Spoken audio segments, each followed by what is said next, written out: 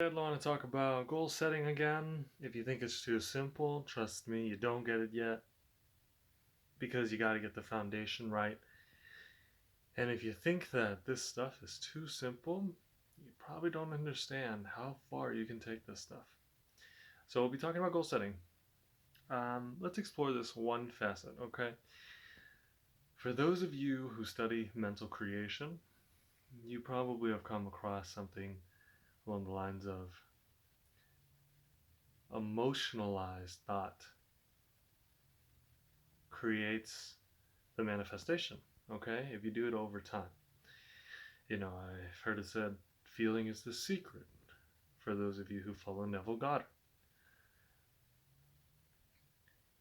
Any emotion, any thought, any desire emotionalized on a repeated basis gets submitted to the subconscious mind, which results in actions outward, and you get back results.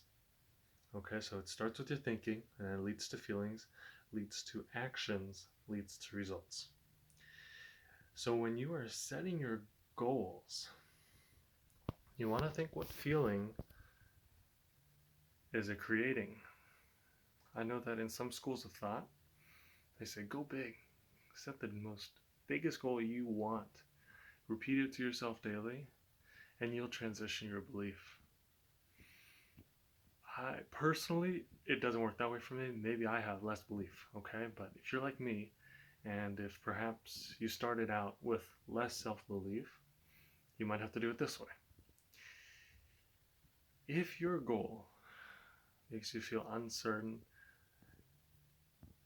makes you feel like what's the point, or makes you feel depressed about where you are, like you can never get there, it's impossible, then that's the result you will get, because those are the actions you're putting out will create that result. So, very simple suggestion, tone it down just a notch, and then see how you feel. If you wanted to earn $100,000 per month, but that just makes you feel like you just can't even imagine what $100,000 looks like, take it down to 50,000. You still feel like crap, 10,000. Maybe you make 2,000 a year, so 5,000. Don't set it at 2,000 because you've already made it. Don't set it at 3,000.